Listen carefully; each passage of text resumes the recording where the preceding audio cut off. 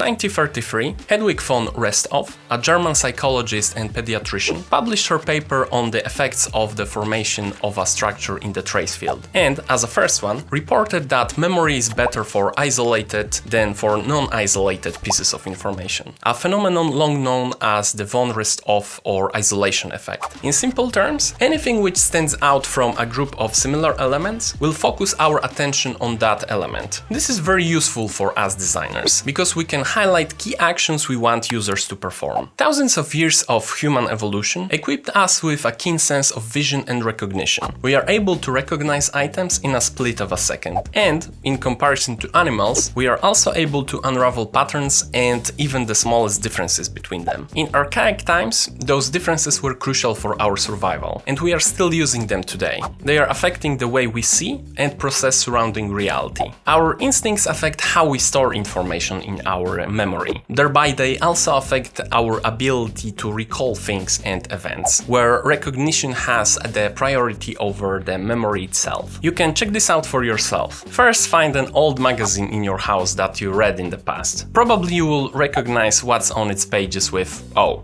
I remember this." But this is just an illusion where your mind is playing tricks on you. You can verify it by trying to recall what's on the next page. Most likely you won't be able to, because you can recognize the magazine and its pages, but you don't really remember the content itself. In the context of interface design, contrast has the most important effect on directing users' attention. Our primary challenge as designers is to manage what elements of the UI users should focus on, at the same time assisting them with achieving their goals. We can use the difference in color, shape or size to focus users' attention on the pathway to their goals. But we need to be very careful, because excess of contrasting elements can have the opposite effect and be super confusing. That's why a typical good practice is to highlight only key actions or the preferred ones. Since we covered the concept behind von Resthoff effect, I think it's a good idea to mention another equally important concept connected to it, which is selective attention. In modern times, we are bombarded every day with many different things that want our attention. Our phones,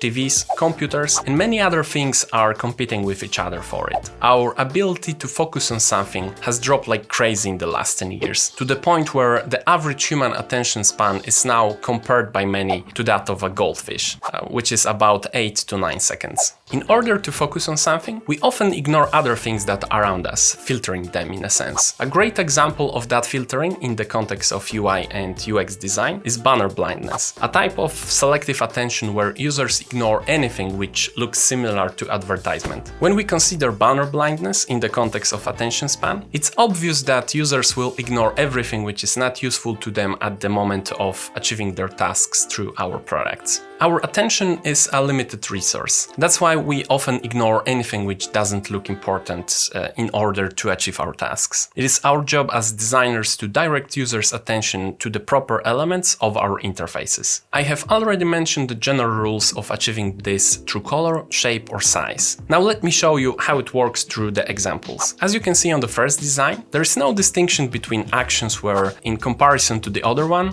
the cork function is highlighted. Lack of contrast can potentially lead users to perform the wrong action. Visual clue not only helps to achieve users' goal, but also prevents them from selecting the wrong option.